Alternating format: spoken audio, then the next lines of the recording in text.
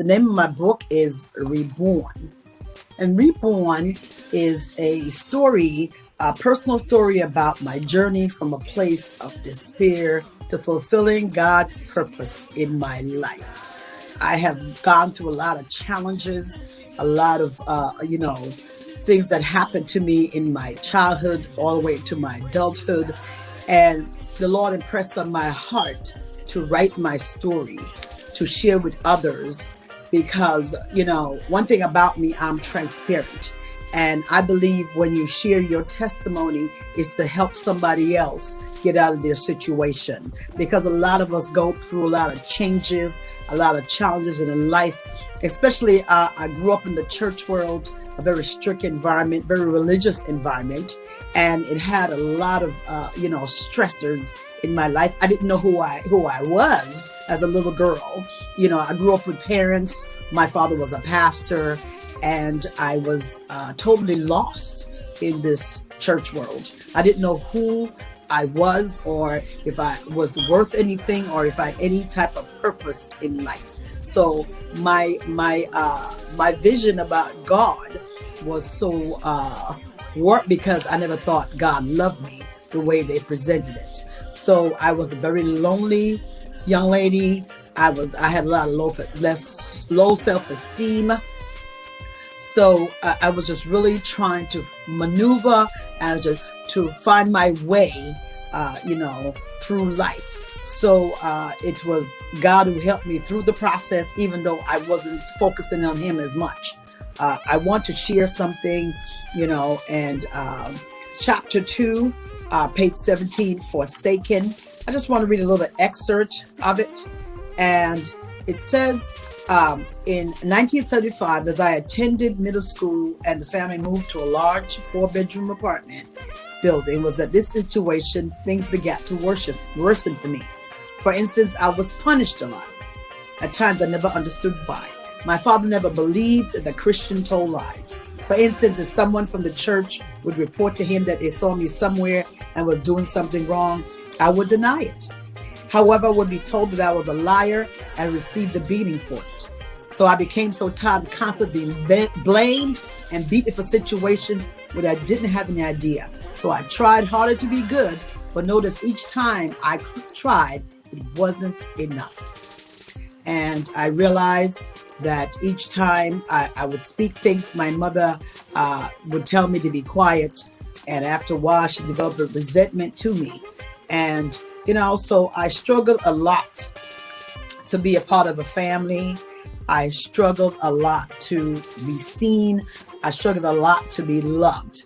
And this book is to help others who are struggling to find out who they are and find out their identity and who they are in God and whose they are, because it's so important to find who you are, you find yourself, because once you know who you are and knows whose you are in God, your life changes, and then you're on a path where you're evolving and growing and building, and you are increasing in self-esteem. And the more you understand yourself, is the better you are how to handle situations in your life and even handle people, to work with people and to really learn how to be empathetic, learn how to, reach out in some way, shape, or form, and to be where, can be there in the moment with that person,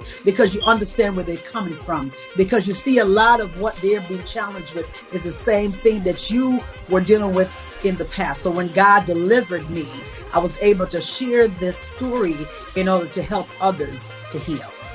I'm coming from someplace, a place of darkness. A new me came forth, and I'm like, God, this is a powerful title, because it sends a message, that when God rejuvenates your life, it's like you're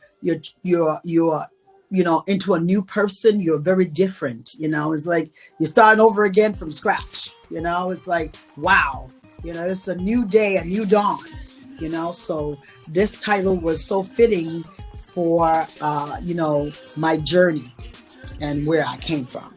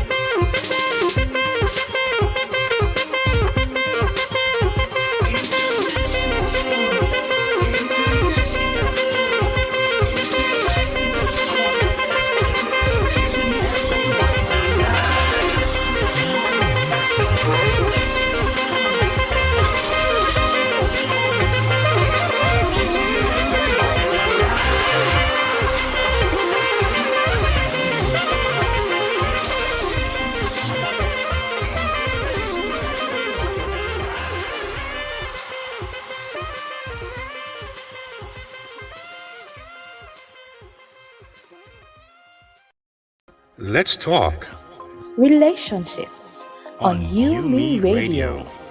So what are we talking about?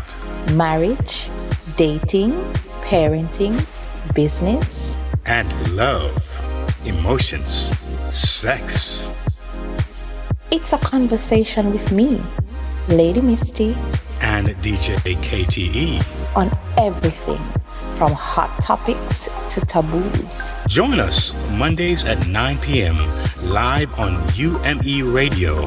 Follow us at Let's Talk Relationship Show on Facebook or on Yumi Radio on Instagram. Let's talk relationships, arguments for the grown. Get the UME Radio app to listen wherever you are. That is UME Radio, one word. UME Radio. Positive entertainment 24/7. Subscribe on YouTube and click the notification bell. We have a wonderful roundtable tonight with some awesome men. I feel so good because I'm the only rose among the thorns, right? Oh, I hear you. But we promise not to bite though. We be gentle. We be cool. You tonight. better not, because I'm gonna bite back. Okay. All right. So tonight we are joined at the table tonight for a second time, Mr. Tyrone Shaw, and he's a 38-year-old, two kids, born in St. Anne, and he lives in Limehall, St. Anne, Jamaica. Right? He attended the Limehall Primary School, then he moved to Marcus Garvey Technical High School, still here on the island, and he is a part owner of RTSS Courier and Shipping. He enjoys playing football, reading motivational books, especially the ones how to make money. Yeah, All I right like him now. already. All right. Yeah. I consider myself, he considers himself to be very jovial, hardworking, and he loves his kids. He works hard to ensure that they are taken care of. So that is Mr. Tyrone. Good night, Tyrone. How are you? Good night, All good night. How right. you all So doing this evening? Yes. I'm moving on now to Philroy Facey, and he is a confident young business minded king. Oh my God, just reading this, I feel so good. All right. So he worked with corporate Jamaica in the life insurance industry for 6 years. And whilst he was there, he was an award winning worker. Yeah. His passion is really in events production and audio engineering. He resigned and he followed his passion, and now he owns his own production company, Dr. Phil Entertainment, where he does complete event production and management. So, since the COVID 19, he says here that he has evolved to include video production and live streaming. So, hey, Doc, good night. Last week we had Davion Forbes. He's not here tonight on joining us on the table. I'm not sure he'll join us later, but uh, we move on to Pastor Justin Francis. And he was born and raised in Miami, Florida, to Jamaican parents. He's an artist, a businessman, record executive, I said pastor. He's a musician and a scholar. He lived in Chicago. He's been living there for the past 8 years, and he serves as an elder at his local church and as a pastor at a Chicago nonprofit ministry. So he is Pastor Justin Francis, aka Justin Marta. Oh, I want to hear about that name, but not tonight. All right. Then we move on to Gary Higgins, and he is a pretty open guy.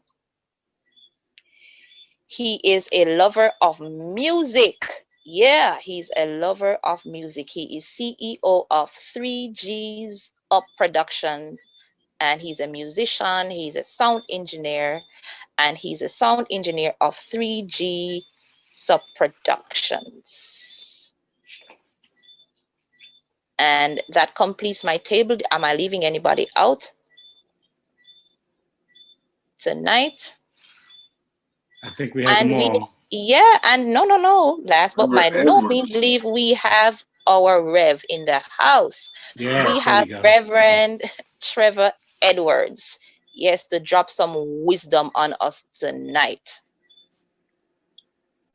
He is a Baptist pastor, part-time lecturer of pastoral theology at the United Theological College of the West Indies, and he is director of the divorce support group in association with the Family Life Ministries.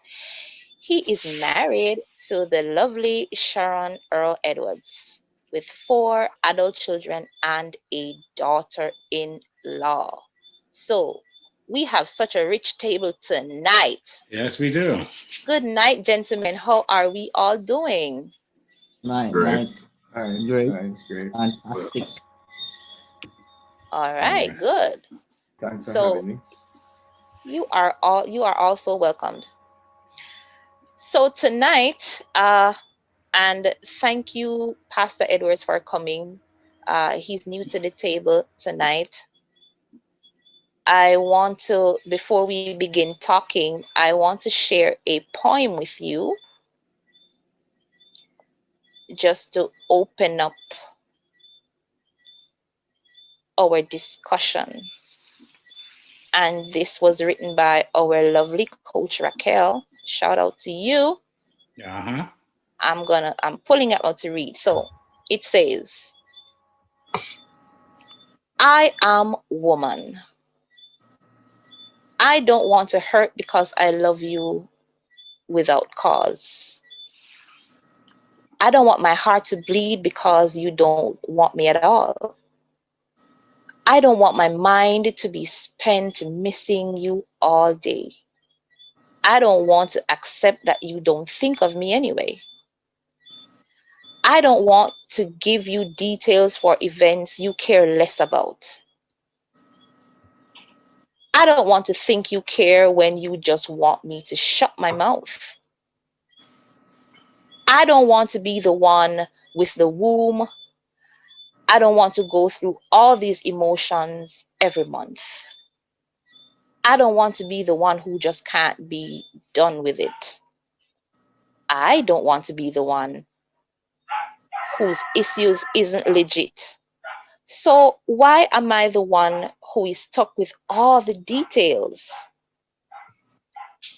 When you get to hit the target straight, perhaps God knew we could handle complicated. And He knew you could only keep it simple. Imagine if we could both love each other instead. And that we're enough to keep us humble, then perhaps we could truly love. And being a woman wouldn't feel so tough. So, this is from a woman. What do y'all men think? Good night. Good night. Good night again. All right. All right. What do y'all think about the poem? Pretty reflective of a woman as she expresses her own thoughts about some of the unique things about a woman and their ability to be a mother, ability to bear a child, which is really a gift, the opportunity to do that. And which sometimes it brings its own pain. And she represented or reflected some cultural issues in terms of why is it that I'm the one who has to do so many things, which are some of the gendered position or actions of society. Society says women do this and men do that. Yes. But that's not necessarily how we were born. There are some things which are given. So it's a kind of a protest I hear. There's a little resolution that comes near the end where she's saying, well, I'm a woman, and maybe if I felt that there is mutual appreciation, then I probably would deal with some of these a little better. That's what I was hearing. Okay. All right. Now, tonight we are really diving into the topic of separation and the process of how our men heal overall. And in reading this poem to you, gentlemen, how do you feel if your woman comes to you and says, listen, this is how I'm feeling, this is what I'm going through, this is how I feel? As Pastor Edwards is saying, I'm protesting because the relationship is at a crossroads. It is going to end. It has ended because of some of these issues that have been highlighted in the poem. How do we go now to down the road of healing? So let me start with, I want to go around the table. So let me start with Fitzroy. You're up. The first person that came on my screen.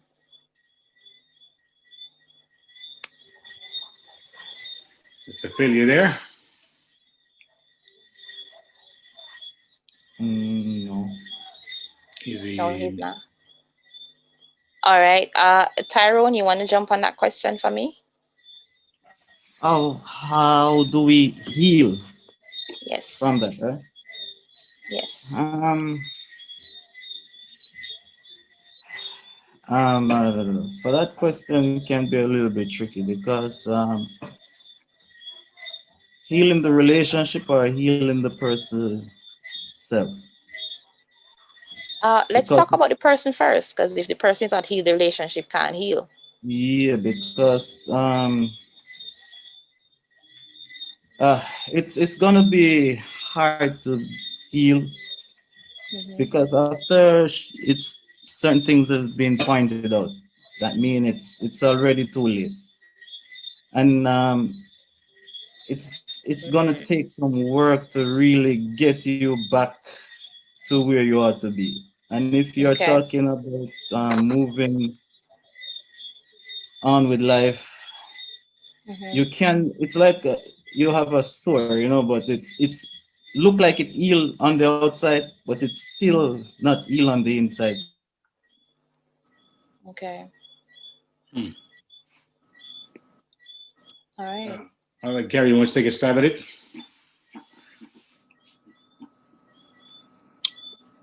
I'm sorry. Who did you say? You want to take a stab at that question?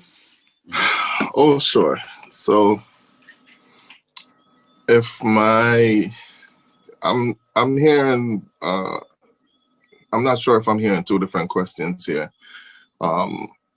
One I heard was if my significant other or my woman was to come to me and say what was said in the poem, what would my response be? And the gentleman before me was addressing how to heal. Yes. So So we stand on it. We stand on the healing aspect. Yes. Okay. Yeah. Okay. So interestingly enough, there are some key elements that would and this is my perspective, would be necessary.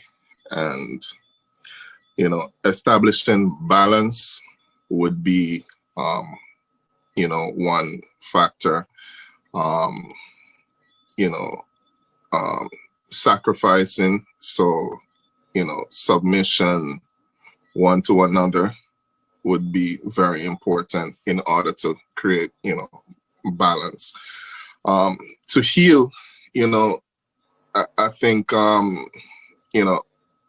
me, love is a choice. So oftentimes when people say I love you, it's until they're not satisfied with, I guess, certain expectations, or you are, whether it is because you're in a broken state or you're wounded or you yourself need healing and you cannot necessarily, function to the capacity that maybe you once, were capable of functioning, then, the love, so-called love, is withdrawn. But for me, love is a choice. So in spite of, and I understand that there are also, different types of love. The agape love, which should never be a substitute for any of the other loves, the phileas love, the eros love,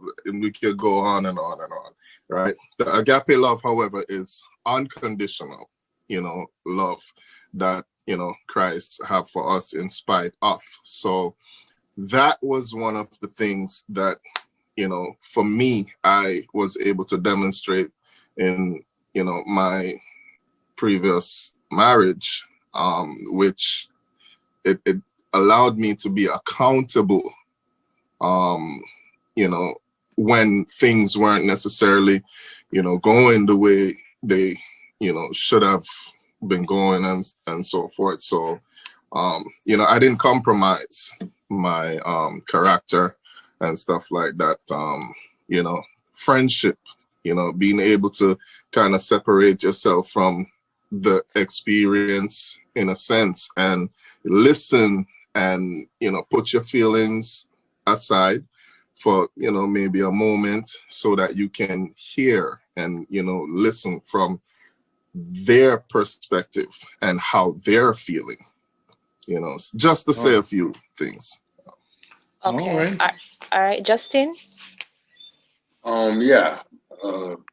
Appreciate that, Gary. Yeah, I would I want to make sure I'm being a good listener. So I would make sure I understand exactly what's causing this, and then I would probably want to know what can I do to help you heal. You know, I probably would ask that question because I don't want to assume I know what to do, and then I try to do something out of a great, you know, the right place, but it's the action that person wants.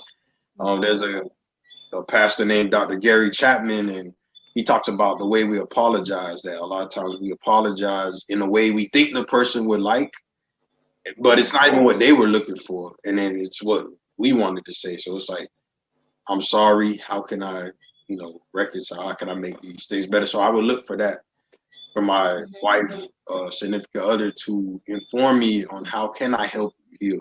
Because I might not have the right idea. I might think you need this, and it's really that. So we get into the scriptures, we pray, but then I'd be like, hey, do you need space? Do you want counseling? Like, I would ask the person how best to go about that, so that I'm not just doing what I think they need, but I figure out what, you know, they think would help them. Right. Pastor Edwards, I know you have done some significant research on separation and divorce. And in my own observation of men going through their own pain and their separation, the process of healing looks different. So some men choose drugs, some men choose drinks, so they be drinking their way out of it just to mask the pain. Some women choose the vagina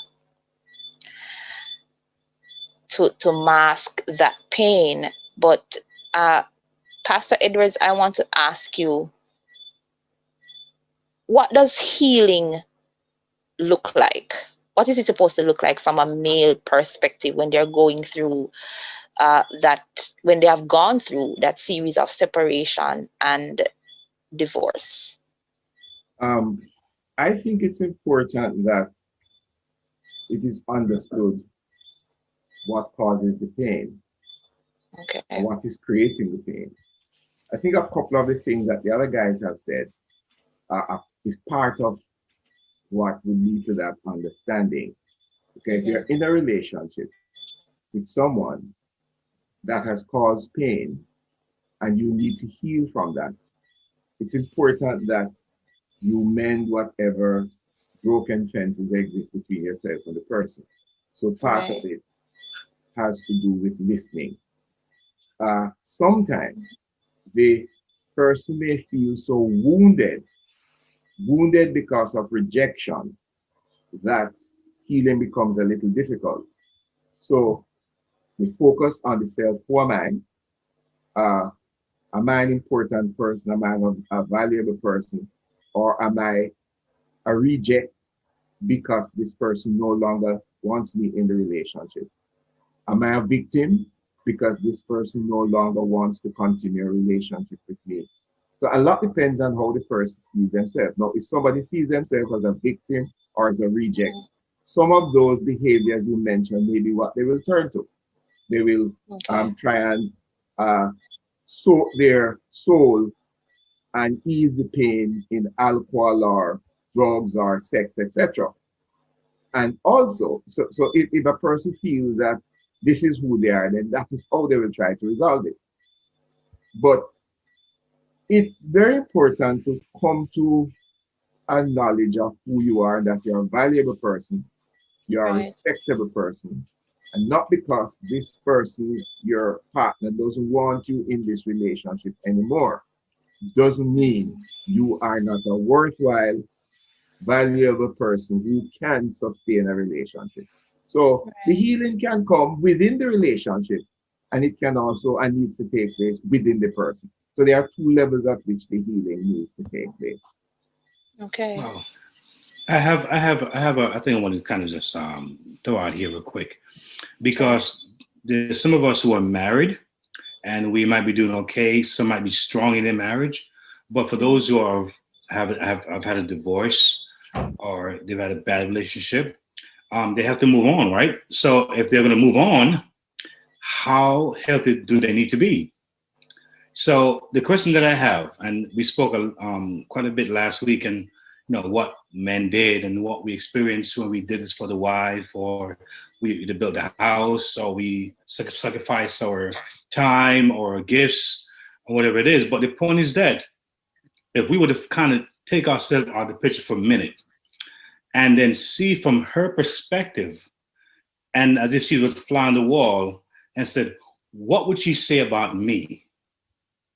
Not just what I think I am being to her or what I'm saying to her, but what would she say about me if I wasn't there? So, gentlemen, if you can, what do you believe your wife would say about you in her own space, maybe with her friends or whatever it is, to say, well, why I am with this man or why I am not with this man? Because we got to get deep in this thing, because for us to have breakthroughs, we have to have breakdowns. So I think that there's a question I want to throw out there. What would that sound? What do you believe that would look like if they could actually express themselves as far as who we are in their world?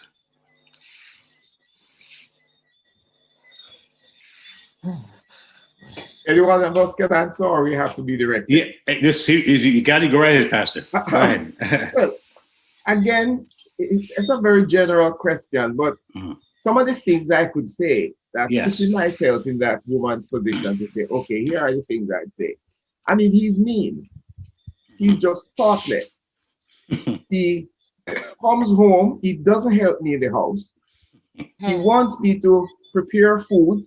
He wants me to pamper him. He wants me to give him sex. And he doesn't help me with anything in there. Talk to me now. Okay? Let's keep it real, man. I like that. He's thoughtless. He doesn't help with the children. He doesn't have time to communicate with me. If I'm talking to him, he doesn't want to listen. He just say, okay, and then move on to what you want to do about that. Or okay, let's fix that problem. So he doesn't listen. So that's why I talk to my girlfriends. That's why I find another friend who will listen, because he wants to solve my problem without just listening to what I have to say. Powerful. Okay? Powerful. So that's probably what I think she's talking to her girlfriend and yap with her girlfriend about. That he's just not available. Fine. He provides the food. Yes. He's there. But he's not emotionally connected. I can't feel him. He's not there at all. And sometimes he speaks down to me as if I'm one of the children. Sometimes he doesn't talk to me like I'm a person.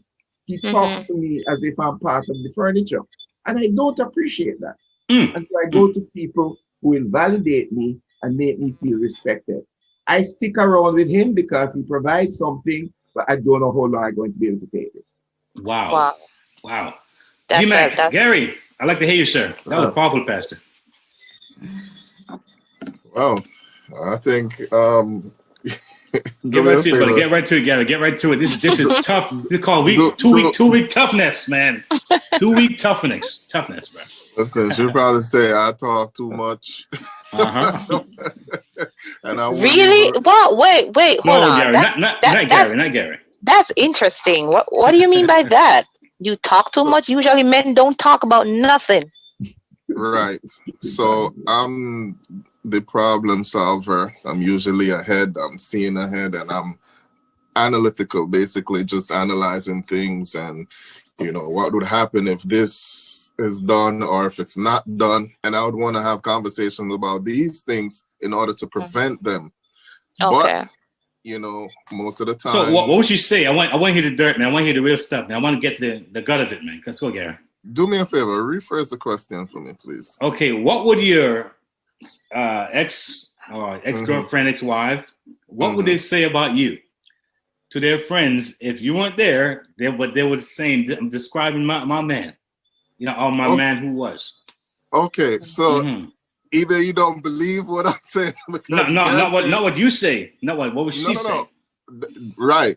So she can't say that I don't help with the kids because I have them all the time. Right. All right, go ahead. People see it. I mean, All right, that's one. You're a witness. Can't say I don't listen. Well, we don't know that. But what would she say? What do you think she would say? Yeah, not what you think. What would she say? This is what I was saying. I talk too much. Right? Okay. Yeah. She's gonna say she's probably gonna say the next thing that she's gonna say. My train of thought went. Sorry about that. But bring it back, Lord. Bring it back, Lord. Bring it back. Bring it back, Lord. No, I'm conscious of it. The time that I'm taking to say what I have to say. Yeah, I'm too detailed. So it's like sometimes you just want to rest and relax. You don't want to think too much. That's okay. You're having a conversation with me that you're gonna have to apply yourself in that manner. And sometimes it's just too much. Oh, the other things you would say, and you wouldn't even, say anything. This is when they get upset and they're like, and I'm just like, shut down. I'm calm because I can't take back anything that I say, and before I say some, a soft answer turneth away wrath, but grievous words does what? Stirs up anger, So I have to exercise a certain level of wisdom, patience, and, understanding. I know that when two people are arguing, it's hard to tell which one them say, otherwise, which one are the fools. So I'm listening. I have to also be responsible with her feelings, so because at the end of the day, this might be said like, how many years ago, but they still remember. I know I would. So all right. Okay. Mr. Justin, it's hard to come after Pastor Edwards with all that. I was like, what more is there to be said? I know for me, my wife, it's probably be like, oh, he has a double standard. He tells me to do this, but he doesn't do it. Or,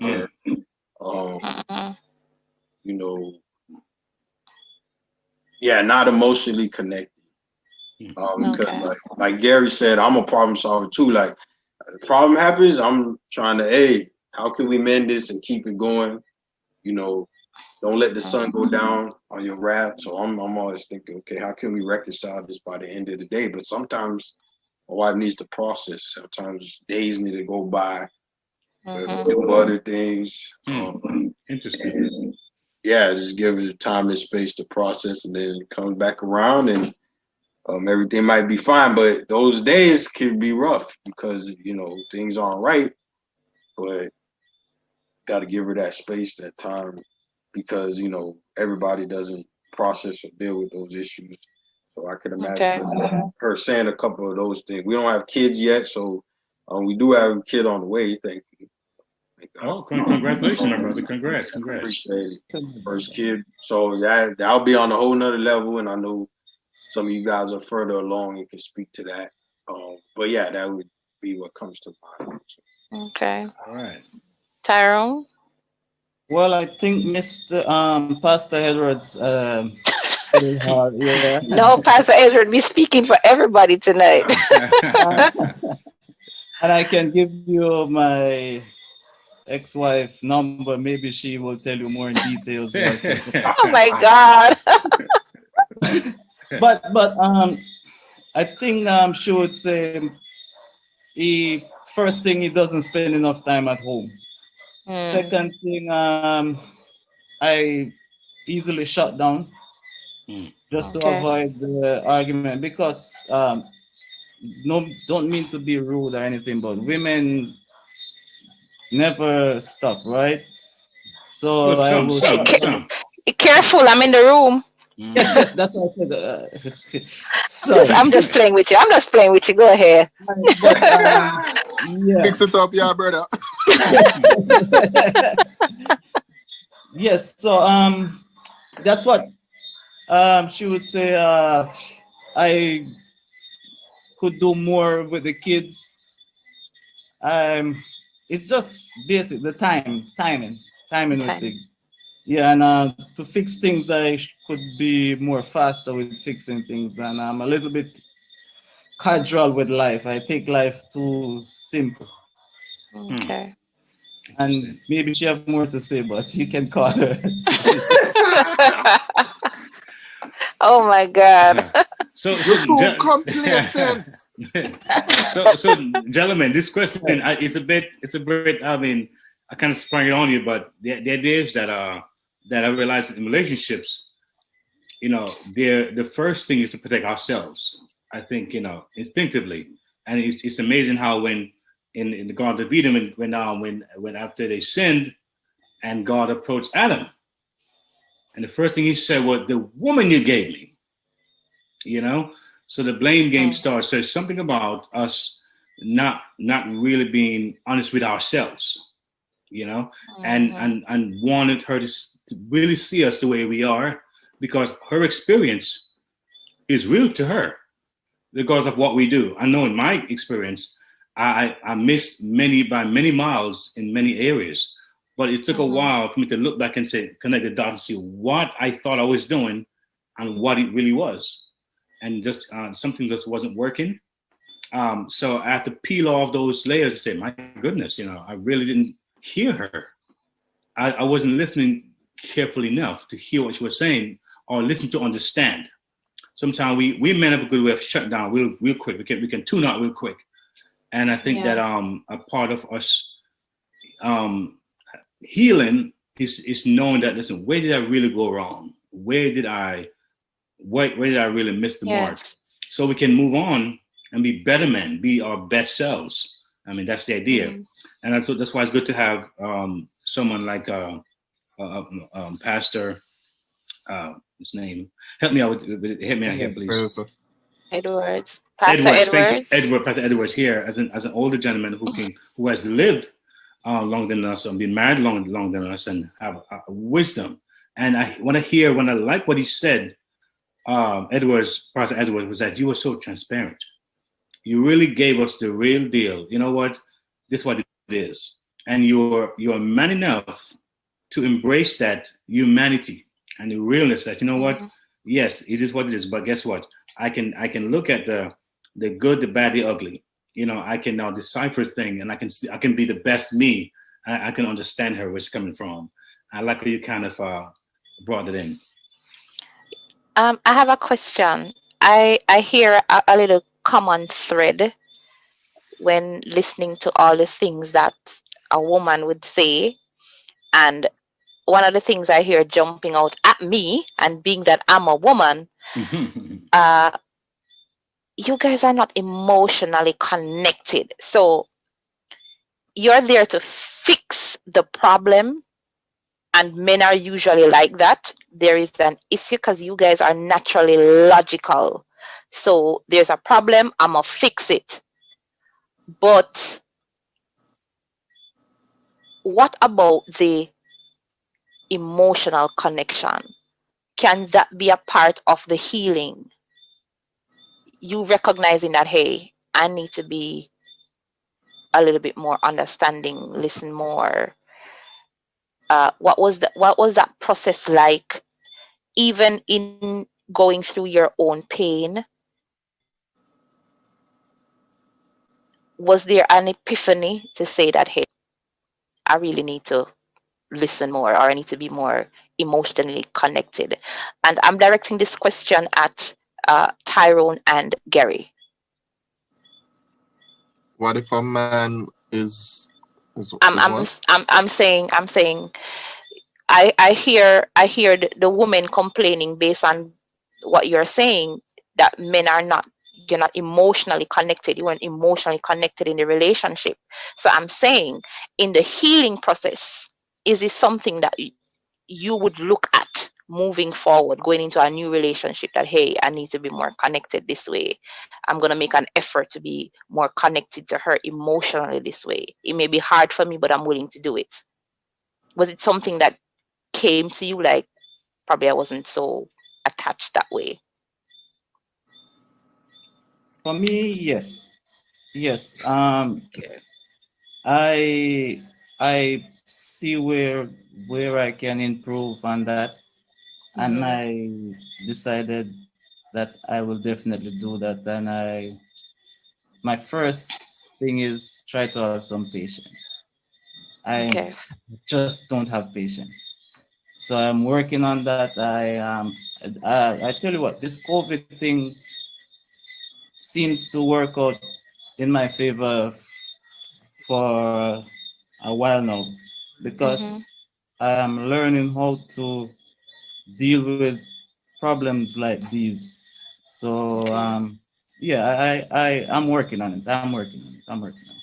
That's Yeah, that's good. I even That's good. get females instead of run to the guys, my friends, and I get females opinion. How would they handle this? How would they like this to be done? Yeah, just doing things a little bit different now. Okay. Okay. I like that. That's good. Um, it was a total opposite for me.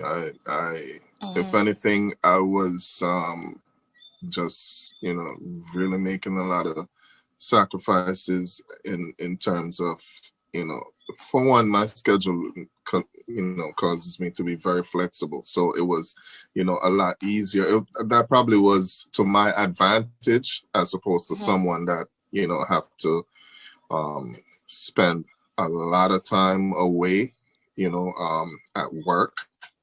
But if I was supposed to hear something like that,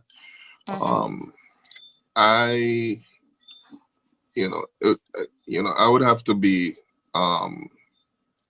realistic about how I would try to make an adjustment, because it's like you can't stop work really and truly, because then some things are gonna have to shelved. So if you as a woman like to go out and eat out a lot and get nice things and money here, so on certain little things that some women tends to identify with as happy life, being emotionally attached and considering their needs and whatever or desires, then that's something that they sometimes this the house have to just live another on a apartment, one bedroom and load the 2 bedroom and them something that you understand for Gotcha. but a lot of times I don't think they're necessarily willing to give up that those things, and they want it all. So that's what I mean in terms of being realistic. Like, what are some of the things that you can have some balance? It'll have to meet somewhere along the line. I'm not saying it's not going to always be 50-50. That's the Okay. So. All right. So, I mean, we're racing through the time, and I want to jump into the viewers' questions and comments. And so I'm going to direct this question to the 2 pastors in the room. And this question says, what does it take for men to connect or reconnect when there is a disconnect? I think younger pastor go first. Yeah, I want the one with less wisdom, I think, should go first, so that the more wise pastor can clean it up after me. I think that's what we should do. Okay. It's not going to be easy to follow him. So, I'd rather just go first. The expectations aren't as high, and then he can close. So. Oh, that's not true, but go ahead. Team, okay, tag team partner, I hear you. Nah, but yeah, say the question again, because now I done. So, what does it take for men to connect or reconnect when there is a disconnect? Oh, okay, cool. Yeah, I've been married 5 years, so like I said, I'm not an expert. I'm learning. But I would say I think humility and a desire to fix and grow and work on it, because you know it sounds like this person that's asking this is someone who desires. So Yes. yeah, a humility to say, man, I don't know, help me. So humility, being open to making yourself emotionally vulnerable. Even myself, I'm not all the way there. I'm trying to learn. I'm asking questions. I'm Mm-hmm. reaching out to other men who are better at that than me. So I think Mm-hmm. having that community of, okay, I'm not alone. Let me reach out to someone who maybe has been down this road. I think that's one thing. So yeah, that humility to know I Yeah. need to improve, and being willing to maybe get help from others. That would be first couple things that come to mind. Okay. Yeah. All right. Pastor Edwards? I agree. I agree with Justin. I think that's a very good place to start the question of humility, Mm-hmm. because it's really recognize that, look, I don't know it all, and the disconnect could have come because I may have been thinking that I know it, I have to control, I have to fix, I have to do. The humility side Right. says, look, I really don't know it all. And Mm-hmm. I make myself available to you to listen to you. And Yes. you can tell me what you would like, and I will try. It's new turf for me in terms of reconnecting, as the person is asking. It's new Right. turf for me. And reconnecting is like a language you have to relearn. Because if you Mm-hmm. have been practicing or behaving in a particular way for so many years in a relationship, when your spouse says to you that, look, you want to reconnect, this is what you need to do. It's going to be tough Right. to make that uh it's going to be tough to make that mental transition, but that is what is required to really ask for help. And asking for help is to be able to say to the person, how can I be more responsive and how can I be more helpful to you? So All humility is right. the thing. Right. What one point, Lady Mister, I want to bring out here. Go ahead. I think it's important. I was raised in a culture that Mm-hmm. really objectifies women. And even in Okay. the church that I grew up in, a lot of times when you Mm-hmm. hear about humility or dressing or adornment, it was always geared towards a woman. Most of the example that they use was always she was basically used most of the time as to the standard of what it's supposed to be. And Okay. it's funny how when in the Bible days when the woman was caught in the act of adultery, they brought her out, but where was the guy? Where was the man who was involved? So I Mm-hmm. think the culture would be commercial, be it movies, be it advertisement, pornography is a huge thing, big part in the culture. Most men have been exposed to it, Mm-hmm. from Big Brother, uncle, friend, schoolmate, whatever, classmate, Right. magazines, and a lot of things. We see that women have been objectified so much, so we have somewhat been affected by it, whether we want to believe it or not, some to different Mm-hmm. levels.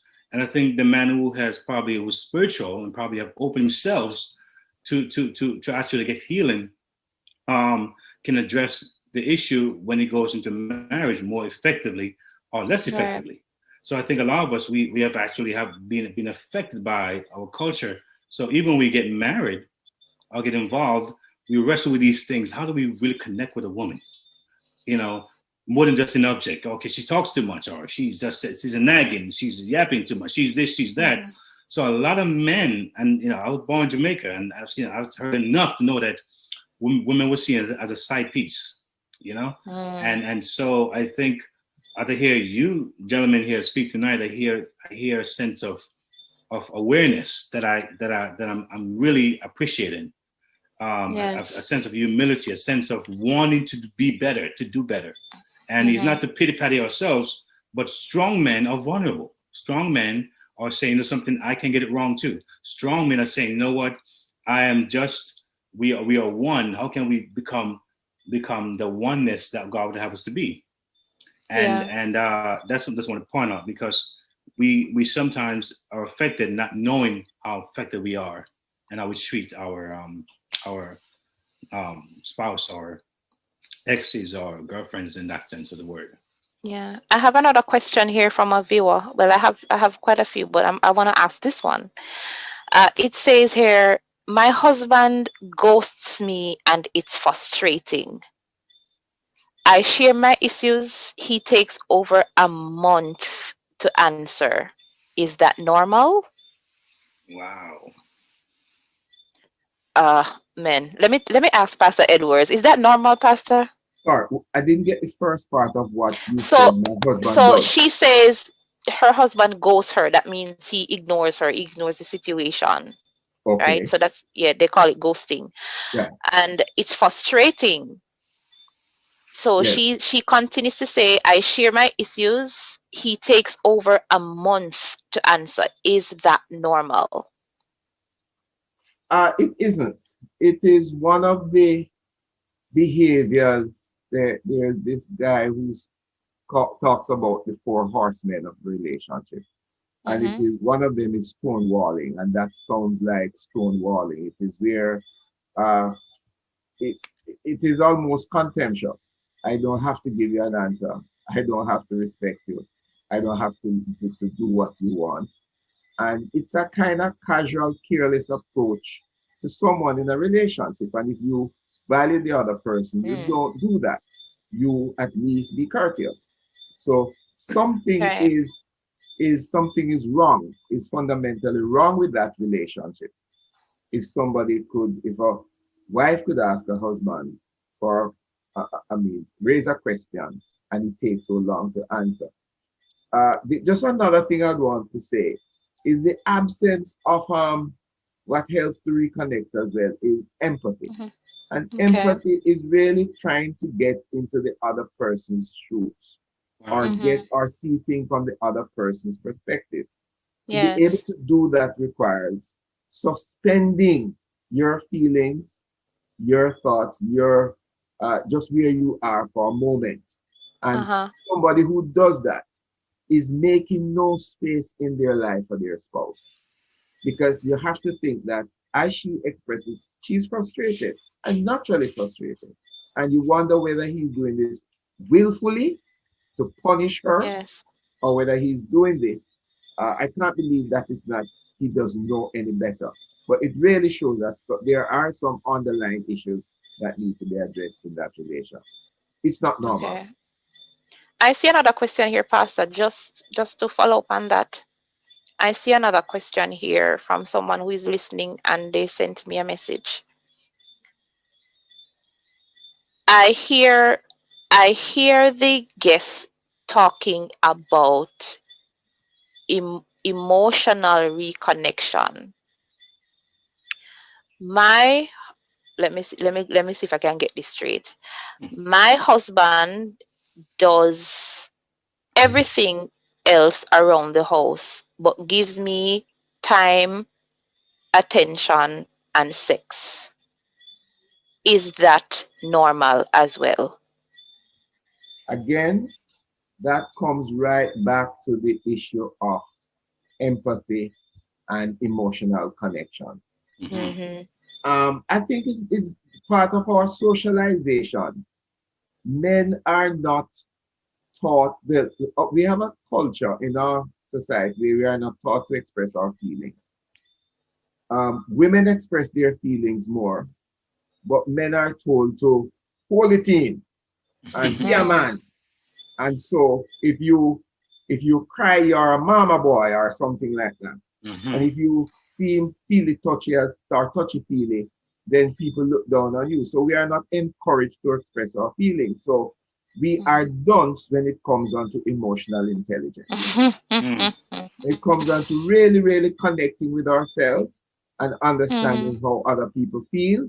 We are really dunces when it comes on to that. And it is an area of relationships that is so important. And one of the things I do in premarital preparation, I think I heard that in the discussion that came up one evening, last night, your meeting, is that you encourage persons before they get married to really do some premarital preparation. So they look at these attitudes and approaches that persons have. And it is in the preparation and the courting time and so on that you pick up some of these approaches that persons have. And there are ways that when a person can connect, but sometimes our love language is different. Yeah. And a man may feel all he needs to do for a woman is just do the practical things. But she also wants to hear, I love you. She also wants to know that you spend time and just listen without quarreling, without criticizing, without judging, without condemning. Just listen. And when you say listen, say, But really, that's how it goes. Just listen. Just listen, not to move to fix it, but just listen. And when she gets that, she feels connected. A woman loves conversation, and a good conversation for a woman makes her connect. Wow. And sometimes some men are very short in that area. I have another question, and I think I want to divert this question to Justin. I know that he works well with young people and young men, and I know you got it. Okay, you got it. You got this. You got this, Justin. You got this. So this question says, what if as a man you cause the separation because of an addiction, and after much counsel, prayer, and assertiveness, it feels hopeless and still feels like a broken, unmendable person? Yeah. Yeah, I saw that question. And to the How do we help? Yeah. yeah, to the woman just called, that was powerful too, because I didn't know it was making that type of connection with people. So that's great to know. Yes. But yeah, to that person, you gotta, keep hope. You gotta keep that door open. Now it's like, okay, is this person a believer? Or are they a Christian? Adherent to the scriptures? Because then that plays a role in how do you move forward in that? Because the word does direct us on, keeping that door open until, is this person married? Or are they just dating? Like I probably would need more information. So I mean, if they're married and that person's left, they messed it up because their addiction.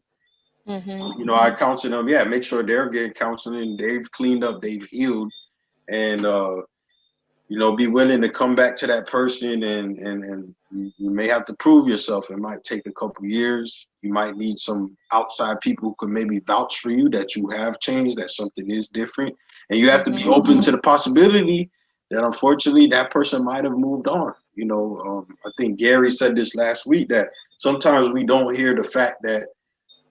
Sometimes getting out of something is the best healing that there is. I think maybe years ago, the old school was like, no, fight no matter what, stay in some bad stuff. And while I would say marriages did last longer back in the day, there were a lot of bad relationships that people were just staying in because they were too embarrassed, or that's not what people were doing. And then now in our day, it seems like people are getting out of stuff too quickly, too easily, and don't want to fight. You ate my dinner last night. I hate you. I'm out of here. You know what I'm saying? Or, usually you hear about irreconcilable differences. And it's like, what is that? That could be anything. But yeah, I would encourage that person that,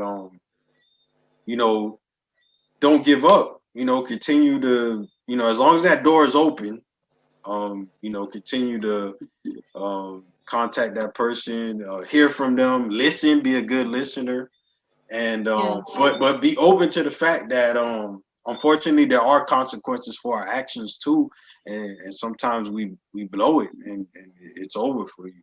And I hope that's not the case, but you do have to be. The Bible does say in Galatians 6:7, you reap what you sow. So you might have, I got a guy at my church that, he was on crack and drugs for 40 years, homeless. married twice and all these things, had kids and all this stuff. And now he's like in his 70s. He wants to be married. He wants a mate. And sometimes I have to remind him, man, like, hey, you had your chance before and you kind of messed it up. And I'm not going to say God can't open the door for you at 70, but, you know, you got to keep in mind that, you know, sometimes. Long time coming. Yeah. So sometimes we do have to keep in mind that sometimes our sin does come back to hurt us later. And sometimes that's what we have to deal with, you know, and it's not always going to end in a rose-colored, you know, happy. There's not always going to be a bow put on the end of your situation in this life, at least. So. Great point. That's good. Great point at all. You know, Lady Misty, I was thinking that that, you know, I look at my own life, my experiences, and my divorce. What I realized is that going into marriage, I was equipped. Of course, Pastor Everett talked about counseling and the right kind of counsel. But one thing I believe that was important for me to this day, I was very vulnerable and I was very open to the fact that it can go south, it can go left, it can go right. And my main focus wasn't about just it actually going one way. It was about the fact that I want to be true in my moment, in my situation. So I knew that I could get hurt. So I loved all I loved. I mean, I loved everything I had. I believe I did. And so it was okay. Looking at life and looking at reality that, listen, you know what? I was unprepared in many ways. She was unprepared in many ways. And life sometimes happens. But I think I'm now don't want to guard my heart in such a way or block my own openness and vulnerability and lose out on love. So whether it's the first wife or like some have 2, 3, 4 wives they've gone through or ever had, I want to now love again as if I was the first time. You know, no baggage, no hurt. She probably did her best. I did my best. It just didn't work the way we probably would have loved it to work. But it's okay. You know, it's okay. It's okay. And once I know that I can be vulnerable, I can love again, hurt again, but I'm gonna do my best to be the best I can be, even as I look forward to that day again. So just a thought out there. All right, but we're almost out of time, guys. I can't believe we're almost out of time again. But I want to close with this question, and I'm throwing it to everybody so everybody can just take a pick at it. Like a minute, real quick. Yes, and I know that Gary and Tyrone, they have experienced separation, and you too, DJ KTE. Yeah. So if you had one chance to go back in time to fix your relationship with all the knowledge that you know now, what would you do differently,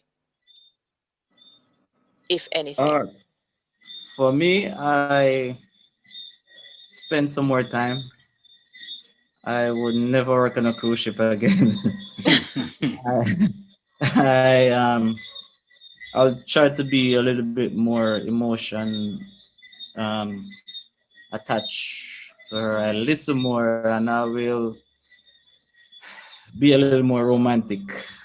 Okay. Yeah. I got you. For me, I think it's a little tricky because while the marriage did not last, I think there were some beneficiaries in that situation where the children were, because I was imparting discipline. I was the disciplinarian. I mean, the youngest son had said to me, he just wasn't used to that because his biological father never did that and his mom never did that. So when I came and I was doing that, and I came into the picture, it was like, I was seen as, the bad guy in a sense, but, I was able to show him in the scriptures, children obey your parents and, certain things that, the Bible says, train a child the way they should grow, even though it wasn't my biological children, but they didn't ask to be in the situation. However, I had to, do my part. So, but if I have no regrets about that part, but if I was supposed to fix the situation, that marriage would have never happened, because, what I did was, and I think maybe, she probably, got something out of it, even, after it ended, maybe she's, looking and saying, you know what, some stuff I made a big deal out of, it was just, maybe I was just being selfish, or that was not the best way to approach it, because I'm sure my absence is obvious now, because a lot of things that she had access to, it's not going to come by so easy in another individual. I know I'm a special guy, not being conceited or anything like that, but that I know about myself. Another thing is what she wanted me to do was to, put the, my music and all this stuff aside and go do what everybody else is doing, the 9 to 5. And that was never me. Like I said, I don't know what it's like to do a 9 to 5 or a job interview, but my life is a testament. I've done stuff without commercials and advertising myself. So, I wouldn't have lost a lot of those 10 years. I think I would be, probably married right now to someone else that appreciate, that understand. I think one thing I wanted to say is that a lot of people, they get married for the wrong reasons. Yeah, 10 seconds. Yeah, 10 seconds. Yeah, a lot of people get married for the wrong reasons, right? And that leads to a whole bunch of things that could have been avoided in the first place.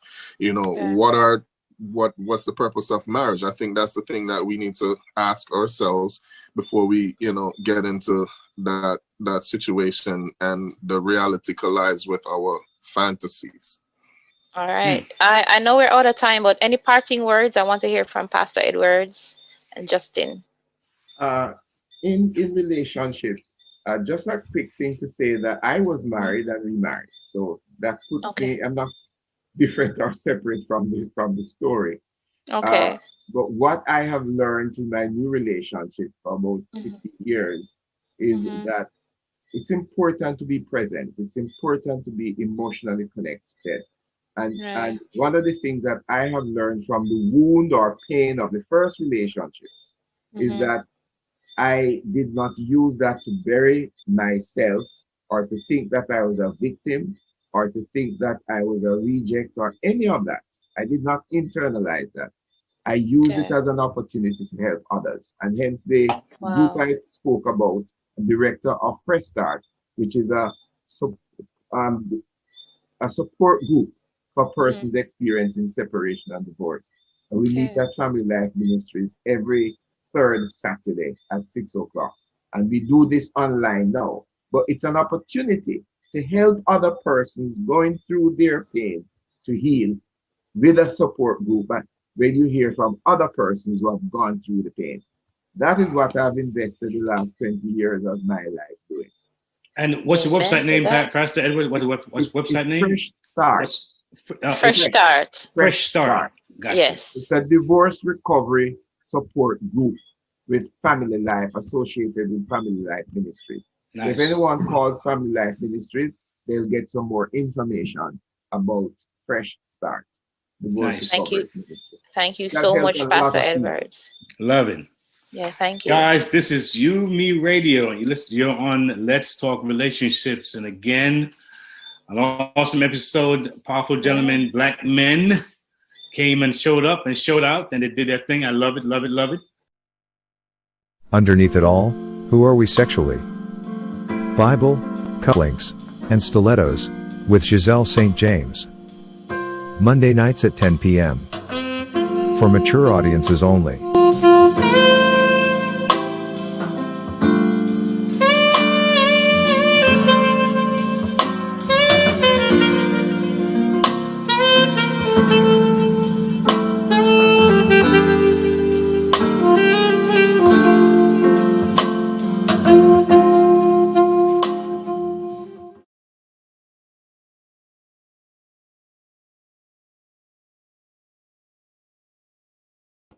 Happy Monday, everyone. Welcome, welcome, welcome. It is time for Bible cufflinks and stilettos.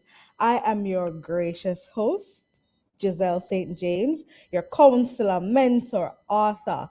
And as usual, the objective of tonight's show is to have open and honest, real and practical conversations around sexual issues, concerns, and practices for better relationship outcomes. Now, last week we would have looked at, who we are sexually underneath all of this glitz and glamour, what it is that we like, how do we identify in terms of our sexual preferences and in terms of what we like in the bedroom. And this week, we're going to be talking about owning all of that. Listen, this week's topic is called owning my sexuality. So please join me in the comments. Make sure you ask your questions, share your thoughts, and don't forget to like, comment, share, and subscribe. And don't forget to click the notification bell so that you can be made aware when we go live again. So, before we go into anything tonight, I want to do some self check with us. So, ladies and gentlemen, if you are here, you can either answer the questions in the comments or you can say this out loud or answer this out loud or silently. So, let me ask the first question. Are you relaxed? We're relaxed? Good. Now, are you open to what tonight's segment will teach you about yourself? Are you eager to put this knowledge to practice? Are you ready to be a better lover? Do you promise not to use what you have learned to harm anyone or yourself? Will you ask questions, share your experiences, or anything that will enhance this session? Are you ready to begin? Because I'm ready to begin. All right. Now, for the longest time, ladies and gentlemen, society and all that makes it up, all aspects of it, has made us feel embarrassed for who we are, what we like, and even how we express ourselves sexually, don't it? Have you ever been amongst a group of friends or maybe some female colleagues and they make you feel like you're out of place? You're there sitting feeling like the whore of Babylon because everybody else wait until them find them husband and married before they have sex. Only me? I don't know. How about my gentlemen out there? Have you ever been afraid of admitting to your bros that, listen, you like when a woman take control and pursue you? Because to them, it makes you less of a man if you're not a bedroom bully or a Casanova. Do you feel out of place because you spend a lot of time doing things like researching sex and how to make it more pleasurable? And you probably know every chapter of the Kama Sutra more than you know the Bible. Only me? I want you to know that I see you and there is not one thing wrong with you. It's time we own those parts of us that people tend to judge because understanding what we want and what we like sexually is the key to being better lovers. So let me make sure that I bless this segment with some prayer. Lord, how good, how great and wonderful you are. We are so thankful for this time. Lord, we are so thankful for these avenues that we have to our disposal to become better lovers, to become more intimate with our partners, and to even learn from others so that when it's our time, that indeed we will definitely be one of those persons who definitely pleases our significant other. Lord, I thank you for the expertise that will be here tonight. I thank you for the persons who will be listening in on tonight's segment. And I know, Almighty God, that there are persons who will just break free of the shame and the degradation that they have felt over the years and really start to own up to what God has called beautiful. Thank you for all that you're going to be doing here tonight. In your mighty name, I pray. Amen. So I just wanted to share a scripture with you, and this is how we're going to do. That's the basis of tonight's segment.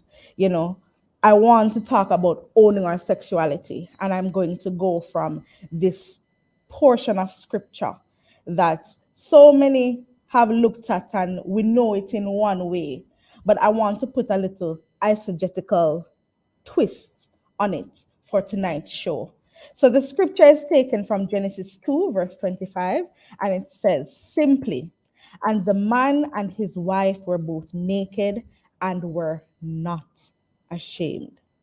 And the man and his wife were both naked and were not ashamed. Look, there is something to be said about knowing who you are and accepting that. It is liberating. It's the difference between you accepting whatever comes your way and hoping you orgasm too, and between being upfront in saying to your spouse that oral sex is the only way that I can have an orgasm. It's a big difference right there. The freedom we experience in being true to ourselves saves us from so much heartbreak, ladies and gentlemen. And it also saves us from mediocre sex. Listen, it also makes us that much more confident. Talk about it. It makes us so much more confident when we can own those things that we like in the bedroom and know that this is what will make me achieve that great O, that little death, if you know the real meaning of what an orgasm is. So it makes us so much more confident in the bedroom, ladies and gentlemen, and we all want to be confident when we go into the bedroom. Listen, so I want you guys to talk to me. I want you guys to share your experiences. Join the conversation, ladies and gentlemen, as we talk about owning our own sexuality and what it gives us when we do that. Tonight in our studios, we have with us Apostle Dr. Faith Walters, our pastor and therapist, and she is here with us to talk to us about owning our sexuality. And I'm telling you, she has even more things to talk to us about and let us listen to. And I wanted to listen to it too, So welcome, Dr. Faith. Welcome, welcome. Oh my goodness. Oh, I'm so glad to be here. Yes. Thank you so much, Miss Giselle St. James. Giselle, yes. Thank you so much for allowing me to join in this segment on tonight. It's pretty interesting what you are saying. Oh, yes. Owning our sexuality, that's so important. Oh, yes. And I like when you brought that scripture in Genesis 2, verse 25. The man and wife, they were naked, but they were not ashamed. And it's so funny how when God created Adam and Eve, and they were in the garden and they were just free for all, and they were just enjoying life, and all of a sudden the enemy stepped in and everything changed, and then all of a sudden they realized, oh my God, I'm naked. Yeah. And then all of a sudden, that in a way brought shame. Yes. And because they covered themselves. Yeah. Because God said, who told you were naked? You're naked, yeah. Who told you to be embarrassed? Yeah, exactly. So, and it's so funny when you say that, because when you're saying that now, it brought into my thinking now of how, we were raised. Because as you were talking about orgasm, I'm like, Lord, I didn't know what an orgasm was. I was married for 16 years, and maybe we were doing it and didn't have any idea what it was. We didn't know about that stuff in the church. Nobody didn't talk about that. You can't talk about sex in the church at all. Simple and plain. You are just to get married, and the whole bottom line is just to have kids, and that's kids. Yeah. It's nothing about simulation. It's nothing about knowing who you are, knowing your body, knowing your erogenous goals. Everything got to be connected: your mind, your body, your spirit. And if these are not connected personally for yourself, we talk about owning sexuality. You got to know who you are as a person.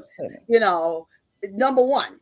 If you don't know who you are as a person, then it's hard for you to even be that for somebody else. Exactly. And even know what to own in the first place. Exactly. You know, because all you do is jump into bed, you know, wham, bam, thank you, ma'am. Bam, You bam, know, bam. it's about the missionary position. And, you know, if you try, they tell you, you have these pastors telling you, you're not supposed to have oral sex. That's an abomination. And you're not supposed to even French kiss. Kiss, You know, yes. I I've mean, heard that. these are, you know, I'm saying to myself, and I realized later on down the road, y'all wasn't doing it. That's probably why it was They wasn't been doing good either. Yes, They weren't been doing it good either. Exactly. Pure madness is right. You know, Pure madness. and they was just going. That's why I'm so glad for knowledge. You know, as time increased, as time elapsed and move on, we learned so much about our lives because for truth, as the Bible says, our people perish for a lack of knowledge. And a lot of our relationships, you know, was so much entangled around sex, around the sexual part of it, the physical part of it, you know, not the connection on a mental basis, you know, not the connection on an emotional basis, you know, so spiritual, because sometimes it's spiritual spiritual, basis, yes, you know, and what as you were talking, something brought to mind: do we have intimacy with God? A lot of people don't know what that is. That's in that sexual state of mind, you know. I have been to that level of having that intimacy with God. I have been on the heightened level. And when I go up there, I don't want to come down. Come down. You know, but how many people have experienced intimacy with God? And when you experience that, it's not many people have experienced that. You know, and when you experience it, oh my God, it's such a wonderful feeling. So true. You know, and this is what we are missing in our lives as women. And men, especially who we call ourselves men and women of God. We're missing that intimate level with the Father. One with him, you know, intertwined with him. Because did you realize that God is sexual? Oh yes. Oh yes. You know, I was reading some things and how he puts some things and how he even likens the wrong things that we did with things like sex and sexual immorality and all of that. He is very sexual. Yes, he is. I mean, you read the book of Songs of Solomon. Listen. Oh my God, Lord Jesus. Listen. I'll be like, listen, my husband used to serenade me with those poems. Oh my goodness. Oh, he used to send me those things. And that was foreplay. Yes. That was foreplay. Yes. Well, we didn't know about that stuff before. Okay. But the thing about with me, before I got married, I kind of studied a little bit because I realized, I said, Lord, I ain't going to the relationship. What if I married this man? The man's a virgin. Turned out he was. And I said, well, what even don't know anything? You know? And I said, let me educate myself. So I started reading a lot of different books to try to get a little information and stuff like that, you know. And so we started doing little different things more than what the missionary position, all that kind of stuff. So he enjoyed, but the only thing that was good about my relationship was the sex. That was basically it. He was disconnected emotionally. We only have connection when we're in the bed. You know, other than that, he was just so far removed. He was abusive, more like elusive himself. I put him to that. So, you know, after 16 years, I couldn't do it no more. I kick him to the curb. Exactly. You know, so, you know, so you don't need to be in a relationship where people, you know, and the thing about it is, I didn't know who I was at that time. And when the light bulb came on in my head and realized, you know what? I am somebody. I ain't got to take all this mess from nobody. You know, and I started finding out that I need to own me. I need to own my truths. That's right. I need to connect to who I am. And until I do that, I won't be in another relationship. So it's been like 20-something years, and I'm still, you know, it took a while to learn about a lot of different things. And, you know, sometimes at some points I started to date, and then sometimes you end up attracting the same type of person that was my ex-husband. And I said, God, you got to deliver me from this. You know what I mean? So, you know, as time go on, you know, you started realizing, you started being empowered. Right. Yes. You started feeling good about yourself. You know, and when you start feeling and build up your self-esteem, That's how you start owning stuff about yourself. Yes. When you start to even speak into your being and say, listen, yes, I'm a voracious lover. Nothing is wrong with that. That's right. Hello. And you know, Dr. Faith, I wanted persons to hear your song. I just want them to hear a little bit about your song, because listen, when I tell you, people, we're giving thanks. We are giving thanks. So let's give some thanks. That's right.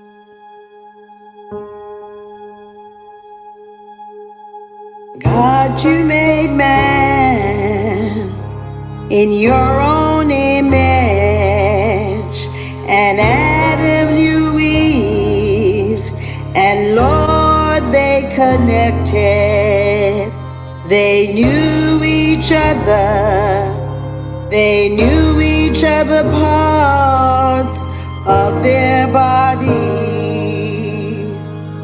God, we thank you for our bodies.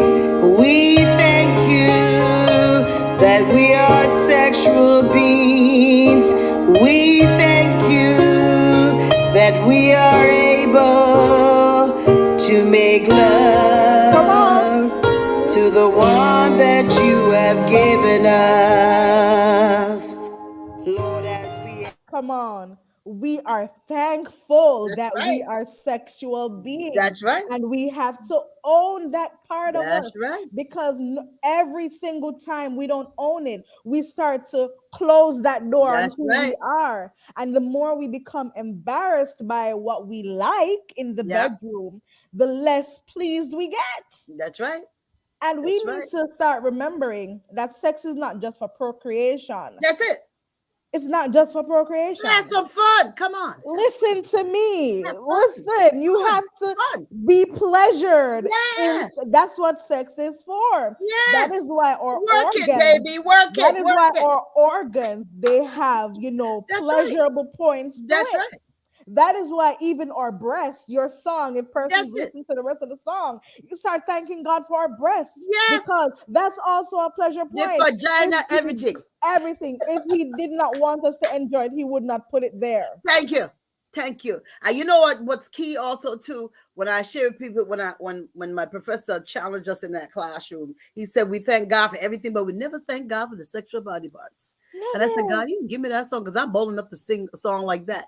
That's and I said, what about what's innate? You can't touch it. The feeling of wanting to be with your husband and that feeling inside, you can't touch that. Only God designed that.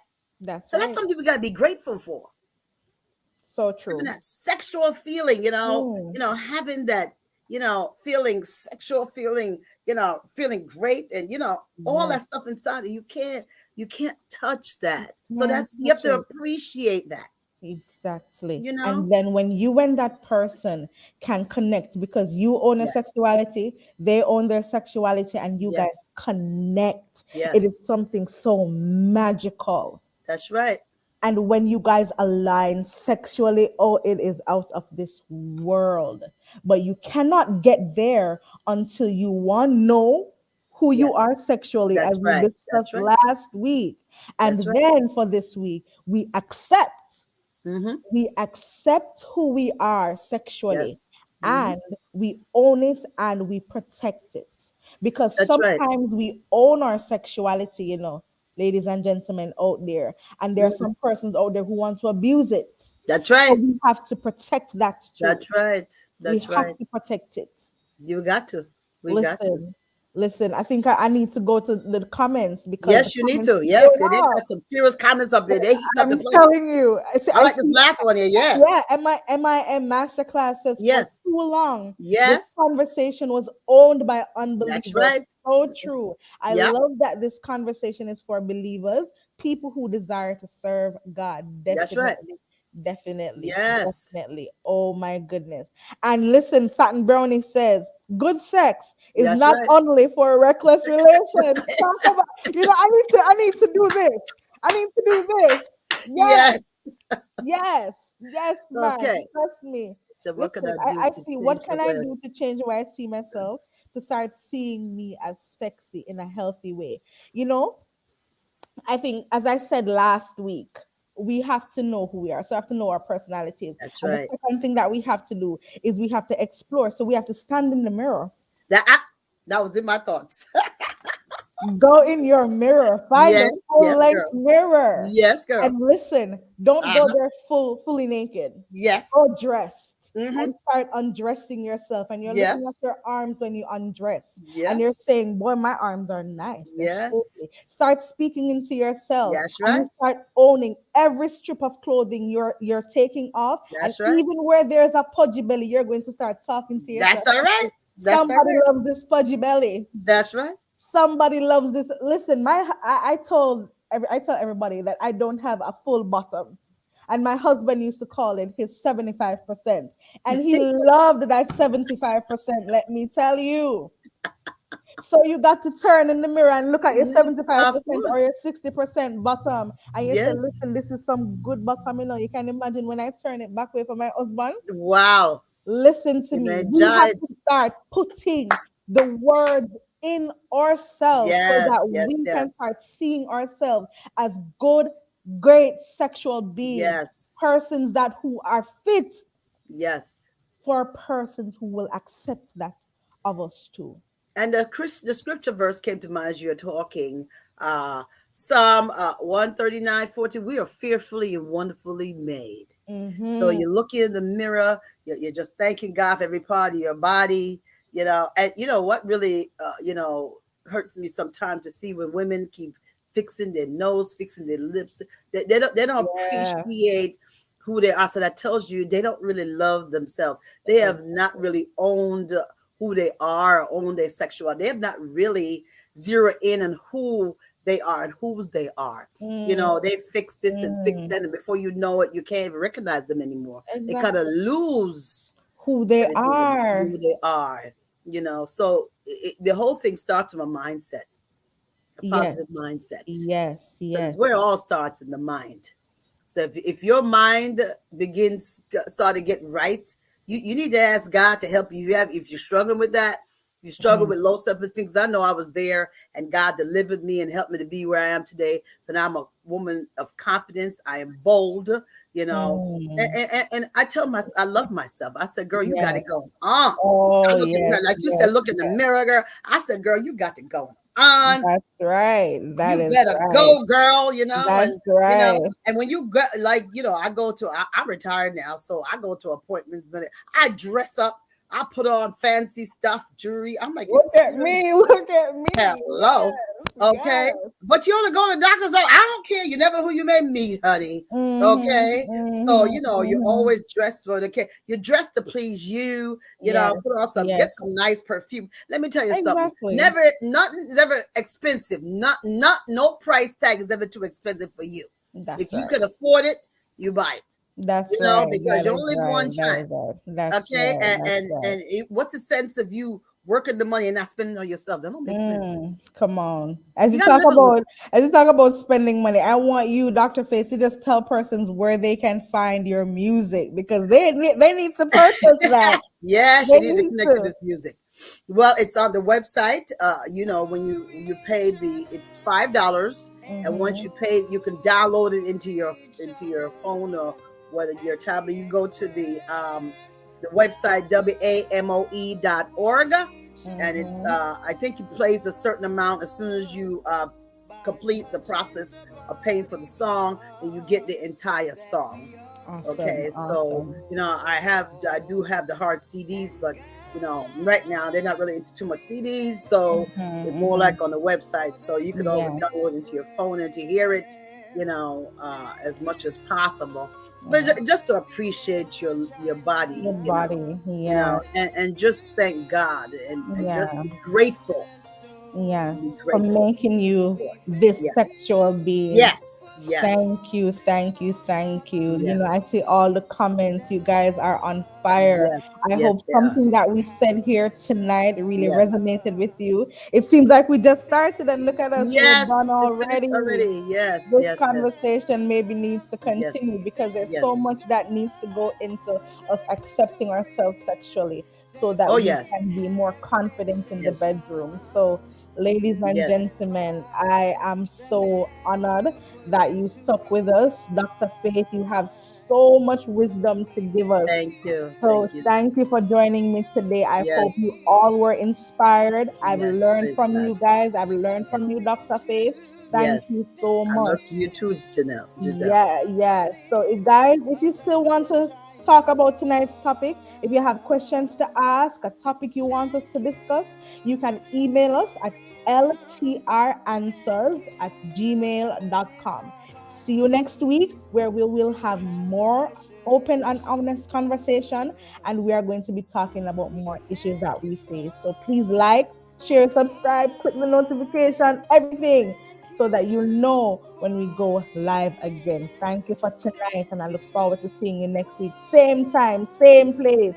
Until then, have great sex, ladies and gentlemen, as the Lord intended. We thank you, Lord. Thank you, Lord, for all our female organs. We thank you, Jesus. Underneath it all, who are we sexually? Bible, cufflinks, and stilettos, with Giselle St. James. Monday nights at 10 p.m. For mature audiences only.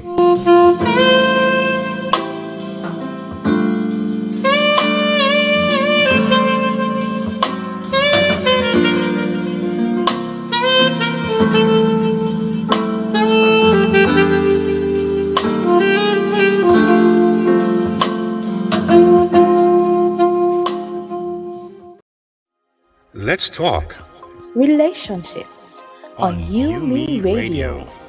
So what are we talking about? Marriage, dating, parenting, business, And love, emotions, sex. It's a conversation with me, Lady Misty, And DJ KTE. on everything from hot topics to taboos. Join us Mondays at 9 p.m. live on UME Radio. Follow us at Let's Talk Relationship Show on Facebook or on UMERADIO on Instagram. Let's talk relationships, arguments for the grown. Get the UME Radio app to listen wherever you are. That is UME Radio, one word. UME Radio. Positive entertainment 24/7. Subscribe on YouTube and click the notification bell.